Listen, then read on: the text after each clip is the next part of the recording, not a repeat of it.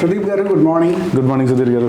Sir, కొత్తగా ఎవరైనా stock market ఇన్వెస్ట్మెంట్స్లోకి వద్దాం అనుకుంటున్నారు, లేదా ఏ రిటైర్మెంట్ ఫండ్, ఏ పొలం అమ్మినిల్లో పెన్షన్ ఫండ్ ఏదో ఒక దగ్గర లిక్విడ్ ఉంది, లేదా ఏదో ఒక 50,000, ₹1,00,000, 5,00,000 ఎంతో కొంత పర్వాలేదు, మనం దీన్ని ఏదో రకంగా యూటిలైజ్ చేద్దాం అనుకునే వాళ్ళు ఉంటారు. వీళ్ళకి మార్కెట్లో నెంబర్ ఆఫ్ ఆపర్చునిటీస్ ఒక్కొక్కరు అనేది ఒక్కొక్క సలహా చెప్తారు. రైట్. ఒకవేళ వీళ్ళు ఇన్వెస్ట్మెంట్స్ వైపు రావాలి అనుకుంటే ఏ ఏ డివిజన్స్లో, ఏ ఏ కేటగిరీస్లో వీళ్ళు డబ్బులు పెట్టచ్చు, అసలు వాటిలోనే ఎందుకు పెట్టాలి, కొంచెం డీటెయిల్డ్ ఇన్ఫర్మేషన్ కావాలి. తప్పకుండా అండి.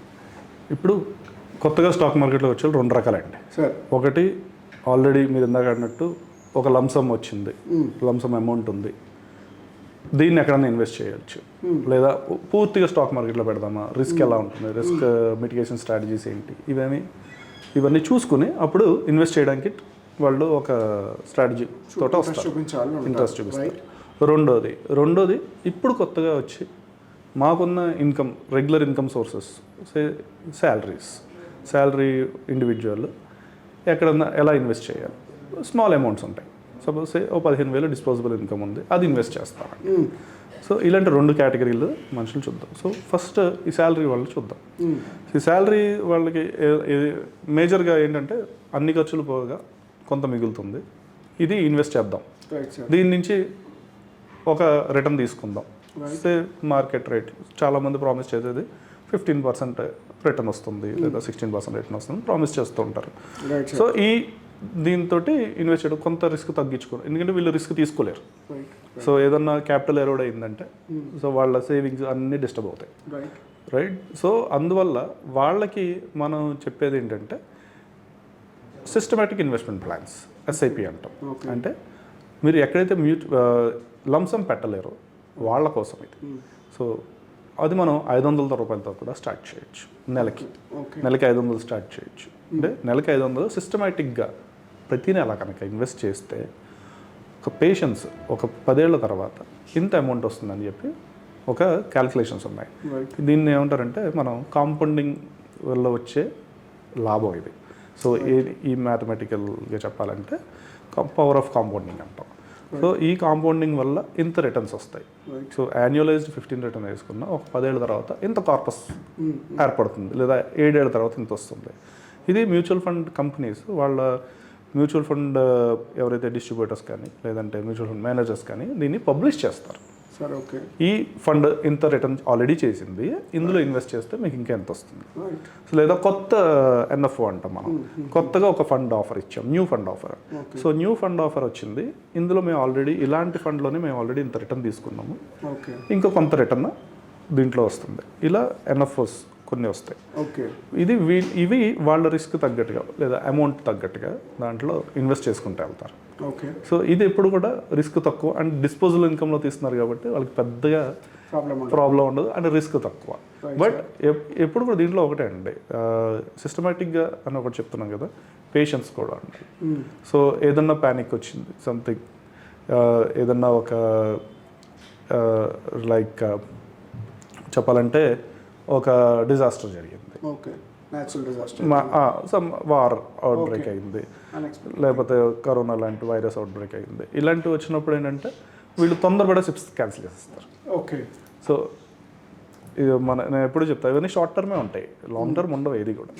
సో అప్పుడు కొంచెం వీళ్ళు ప్రోగ్రెసివ్గా అది ఆపకుండా సిస్టమేటిక్గానే ఇన్వెస్ట్ చేసుకుంటూ వెళ్ళాలి. అది చాలామంది చేసే పని అండి. ఏదైనా చిన్న డిస్టర్బెన్స్ వస్తే విత్డ్రా ద ఫండ్స్. సో అది ఒకటండి. సో ఇక్కడ బాటమ్ లైన్ ఒకటే, మీ ఇన్కమ్ లేదా మీ డిస్పోజబుల్ ఇన్కమ్ తక్కువ ఉన్నప్పుడు ఇన్వెస్ట్మెంట్ స్ట్రాటజీకి వెళ్ళాలి అంటే స్మాల్తో మొదలు పెట్టండి. సో మార్కెట్ని అర్థం చేసుకోవడం స్టార్ట్ అవుతుంది. తర్వాత మార్కెట్ మిమిక్ చేస్తారు వీళ్ళే. నేర్చుకోవడంలో ఏమవుతుందంటే వీళ్ళు ఎలా చేస్తారు కాబట్టి మనం కూడా ఇలా చేయాలి. సో చాలామంది అలా మిమిక్ చేశారు, పాజిటివ్స్ ఉన్నాయి, నెగిటివ్స్ ఉన్నాయి, బట్ చాలామంది చేసే పని ఇది. సో దీనివల్ల ఏమవుతుందంటే ఒక్క టైంకి మంచి కార్పస్, అప్పుడు మీరు ఫైనాన్షియల్ అసెట్స్ నుంచి హార్డ్ అసెట్స్కి వెళ్ళచ్చు. లైక్ ఏదైనా ల్యాండ్ పర్చేజ్, లేదంటే ఎక్స్పెండిచర్, లేదా మ్యారేజ్కి, లేదా ఎడ్యుకేషన్కి, మెడికల్ ఎక్స్పెన్సెస్కి ఒకటి ఫామ్ అవుతుంది. But this requires patience and continuity. అందుకే దాన్ని సిస్టమేటిక్ ఇన్వెస్ట్మెంట్ ప్లాన్ అన్నమాట. అదే ఇంకొక మీరు ఇందాక అడిగినట్టు లంసంలో కూడా మనం ఈ దీంట్లో మ్యూచువల్ ఫండ్ ఇన్వెస్ట్ చేయొచ్చు. ఓకే. కాకపోతే లంసంలో చాలా మనం సజెస్ట్ చేస్తుంది ఏంటంటే సిస్టమేటిక్ విత్డ్రాయల్ ప్లాన్స్ అనమాట, SWP.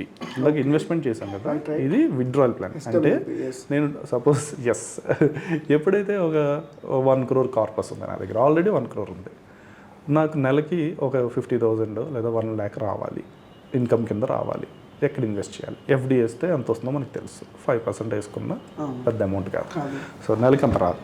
సో వీళ్ళు ఏం చేస్తారంటే ఇలాంటి మ్యూచువల్ ఫండ్ పోర్ట్ఫోలియోలోనే ఇన్వెస్ట్ చేస్తారు. ఇన్వెస్ట్ చేస్తే ఏముందంటే నెలకి ఇంత రావాలి అంటే 50,000 సే, ఇలా ఎన్ని ఇయర్స్, ఎగ్జాంపుల్కి 1 crore డివైడ్ బై 10 years పాటు రావాలంటే 10th yearకి మీది 0 అవుతుంది, ఇది 50,000 వస్తుంది. బట్ మీ ఎంతైతే అన్ఎక్స్పైర్డ్ పోర్షన్ ఉందో, అంటే ఈరోజు మీరు 1 lakh తీశారు, ఇంకా 99 lakhs ఉంది, అది ఇంక్రీజ్ అవుతూ ఉంటుంది, అది ఇన్వెస్ట్మెంట్ కాబట్టి. ఇక్కడ ఈ 10 lakhs మీరు విత్డ్రా చేసుకుంటూ ఉంటారు, 1 lakh విత్డ్రా చేసుకుంటూ ఉంటారు, అంటే 12 lakhs per annum తీసుకుంటారు. సో రిటర్న్ ఆన్ ఇన్వెస్ట్మెంట్ ఎప్పుడు వస్తుందంటే లాస్ట్ ఇన్స్టాల్మెంట్ విత్డ్రా చేసినప్పుడు మీరు ఎంత రిటర్న్ ఇచ్చింది అనేది తెలుస్తుంది. సో ఇది మీ అవసరాలు బట్టి ప్లాన్ చేసుకోవాల్సిందే. ఇందాకేమో మీరు ఇన్కమ్లోంచి ప్లాన్ చేశారు, ఇది మీ ఎక్స్పెన్సెస్ ప్లాన్ చేసుకుంటున్నారు. సో కంటిన్యూటీ ఉంటుందని. ఇంకొక లంసమ్ ఏరియా చూసుకుంటే నాట్ ఓన్లీ ఎస్డబ్ల్యూపీలో రిటర్న్స్ మనకు తెలుసు ఎంత వస్తుంది అనేది, ఎందుకంటే ఎవ్రీ మంత్ ఎంత వస్తుంది కాబట్టి యు ఆర్ సేఫ్, సెక్యూర్. ఇది కొంచెం రిస్క్ తీసుకుందాం, ఎక్కువ రిటర్న్స్ రావాలి అనుకుంటే అంత అమౌంట్ ఒకే దాంట్లో పెట్టకూడదు. కొంత ఫైనాన్షియల్ అసెట్స్, కొన్ని హార్డ్ అసెట్స్ లైక్ మన ల్యాండ్, గోల్డ్, ఇవి ఒకటి. ETFలు, ఎక్స్చేంజ్ ట్రేడెడ్ ఫండ్స్, గోల్డ్ ETFలు అనుకోండి.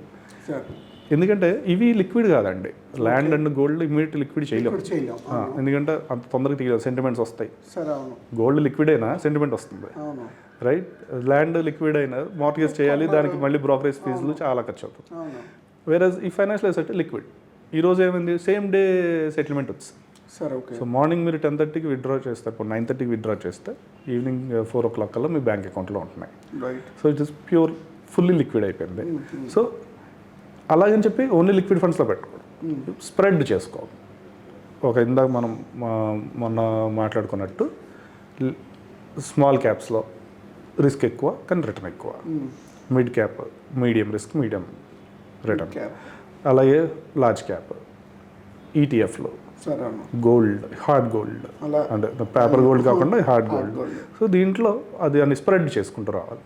ఈ స్ప్రెడ్ చేసుకున్నప్పుడు ఏమవుతుంది, మీ రిస్క్ తగ్గిపోతుంది. ఏదన్నా లాస్ వస్తే ఇంకోటి దాన్ని సబ్స్టాంటియేట్ చేసేస్తుంది. అలా మీ ఇన్వెస్ట్మెంట్ సేఫ్ ఉంటుంది అండ్ రిటర్న్స్ కూడా బాగుంటాయి లాంగ్ టర్మ్లోనే ఇది.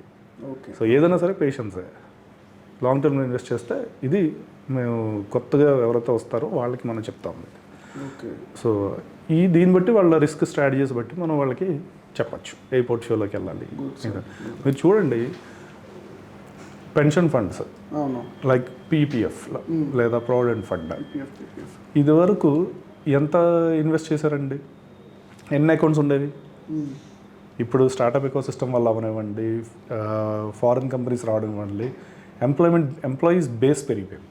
వీళ్ళందరూ ఏం చేస్తున్నారు, వాళ్ళ శాలరీలోంచి PFలో ఆల్రెడీ ఇన్వెస్ట్ చేస్తున్నారు, రైట్? అంటే గవర్నమెంట్ దగ్గర ఎంత మనీ ఉంది, అవన్నీ ఎక్కడ చేస్తారు, మళ్ళీ తీసుకొని స్టాక్ మార్కెట్లోనే ఇన్వెస్ట్ చేస్తారు. సో అంటే మీరు ఇదొక ప్రొపెల్లింగ్ అన్నమాట ఎకానమీని. సో ఇంకా మన రిటర్న్ ఎక్కువ వస్తుంది, రిస్క్ తగ్గింది PF అకౌంట్స్లో. సో మిగతా వాటిలో కొంచెం రిస్క్ చేయొచ్చు, ఎందుకంటే రివార్డ్స్ ఇంకా ఎక్కువ రావచ్చు. స్మాల్ క్యాప్ అనుకుందాం, లేదంటే మంచి బూమింగ్ కంపెనీస్ వచ్చాయి, కొత్త కంపెనీస్ వచ్చాయి. సో తొందరగా ఐడెంటిఫై చేస్తే వాటిని మంచి రిటర్న్స్ వీటి నుంచి కూడా వస్తుంది. సో మన క్యాపిటల్ అప్రిషియేషన్ కూడా జరుగుతూ వెళ్తూ ఉంటుంది. సో ఇది ఒకటండి. సో డిమాట్ అకౌంట్స్ పెరిగాయి, మనం చాలాసార్లు డిస్కస్ చేసుకున్నాం. డిమాట్ అకౌంట్స్ లాస్ట్ 5 yearsలో లేదా 4 yearsలో చూసుకుంటే దగ్గర ఆల్మోస్ట్ రోబస్టిక్గా పెరిగాయి. Almost every year, last month కంటే ఈ మంత్ 50% గ్రోత్ కనిపిస్తుంది. ఎవ్రీ మంత్ గ్రోత్ కనిపిస్తుంది. మీరు స్టాటిస్టిక్స్ చూస్తే అంత గ్రోత్లో ఉంది. సో ఎందుకు పెరుగుతున్నాయి ఇవన్నీ? సో అందరికీ ఇన్వెస్ట్మెంట్ అవేర్నెస్ పెరిగింది, రైట్? సో ఇవన్నీ కూడా ఒక స్మాల్ ఇన్వెస్టర్ అనుకుందాం, లేదా న్యూ ఎంట్రెంట్ అనుకుందాం. వీళ్ళకి డ్రైవింగ్ ఫోర్సెస్ ఇవన్నీ కూడా మంచిగా రిటర్న్స్ వస్తాయి చేయడానికి yes. అని ఒక సంకేతం అనమాట అవన్నీ. ఎంత ఎన్పిఎస్ వచ్చింది కొత్తగా, న్యూ పెన్షన్ స్కీమ్స్. అవును సార్. న్యూ పెన్షన్ స్కీమ్ ప్రతి ఒక్కళ్ళు ఇన్వెస్ట్ చేస్తున్నారు. అంటే it's pension for all NPS అయితే, రైట్. ఎందుకంటే వీళ్ళకి జనరల్గా ఈ ప్రైవేట్ వాళ్ళకి పెన్షన్ రాదు. సో వాళ్ళందరూ ఇప్పుడు ఎలా మూవ్ అయ్యారు, పెన్షన్స్ వస్తాయి. రేపొద్దున్న ఫ్యూచర్లో అదొక రిటర్న్ వస్తుంది నాకు, ఎవ్రీ మంత్ సే 5,000 వస్తుంది లేదా 15,000 వస్తుంది. వీళ్ళ తగ్గట్టుగా దాని పెన్షన్ స్కీమ్కి సబ్స్క్రైబ్ చేసుకుంటున్నారు. సరే, ఓకే. సో నేను ఇందాక చెప్పిన దాంట్లో ఈ స్మాల్ ఇన్వెస్టర్ ఎవరైతే ఉన్నారో ఎన్పిఎస్లో కూడా ఒక ఆప్షన్ కింద చూడొచ్చు. ఓకే. ఎన్పిఎస్ అంటే మీరు ఇన్వెస్ట్ చేయలేరు, నాకు రిస్క్ తీసుకునేది, ఇన్వెస్ట్ ఇన్ పెన్షన్ ఫండ్. రేపొద్దున్న మీరు రిటైర్ అయ్యే టైంకి ఇందులోంచి కొంత మీకు పెన్షన్ ఫండ్ కింద వస్తుంటుంది. ఒక పెన్షన్ మీకు క్రియేట్ అవుతూ ఉంటుంది ఎవ్రీ మంత్. సో ఇలాంటి స్ట్రాటజీస్లో వెళ్ళాలన్నమాట. ఓకే, అది సార్. నైస్. సో ఈ ఇనిషియల్గా అప్రోచ్ ఎవరినైతే బెటర్ అంటారు కరెక్ట్గా ఎక్కడైనా ఇన్వెస్ట్మెంట్స్ పెడదాం అనుకున్నప్పుడు? Who is the right person in and around us? In and around అంటే చాలా వెల్త్ మేనేజ్మెంట్ కంపెనీస్ ఉన్నాయండి. ఓకే. చాలా వెల్త్ మేనేజ్మెంట్ కంపెనీస్ ఉన్నాయి ఇన్ హైదరాబాద్ కానీ లేదా మన దీంట్లో కానీ చాలా కంపెనీస్ ఉన్నాయి. బట్ ఒకళ్ళు రికమెండ్ చేయలేము. బట్ వాళ్ళ పర్ఫార్మెన్స్ చూసే మీరు వెళ్ళాల్సి ఉంటుంది. మన వాటి పోర్ట్ఫోలియో వాళ్ళ పర్ఫార్మెన్స్, వాళ్ళ ప్రామిసింగ్ ఉంటాయి కొన్ని. సో అవన్నీ అచీవ్ చేశారా లేదా, మళ్ళీ జస్ట్ ఐడెంటిఫై ట్రాక్. ఓకే. ఒక మంచి వెల్త్ మేనేజ్మెంట్ కంపెనీని ఐడెంటిఫై చేసుకోండి, ట్రాక్ చేయండి, వాళ్ళు ఎలా పర్ఫామ్ చేస్తున్నారో అప్పుడు వాళ్ళ ద్వారా ఇన్వెస్ట్ చేయండి. ఇది నేను చెప్తుంది అయితే. Pradeep garu, thank you so much for such kind of detailed information. ఎందుకంటే అర్లీగా పెట్టేటప్పుడు డౌట్స్ చాలా ఉంటాయి. ఎస్ఐపి ఏంటి, మ్యూచువల్ ఫండ్స్ ఏంటి, స్టాక్ మార్కెట్ ఏంటి, ఇందులో ఇంకా చాలా రకాలు ట్రేడ్ ఇచ్చేసేవాళ్ళు, ఇన్వెస్ట్మెంట్ పెట్టి ఉంచేవాళ్ళు. So thank you so much for giving the short information. Thank you so much. Right.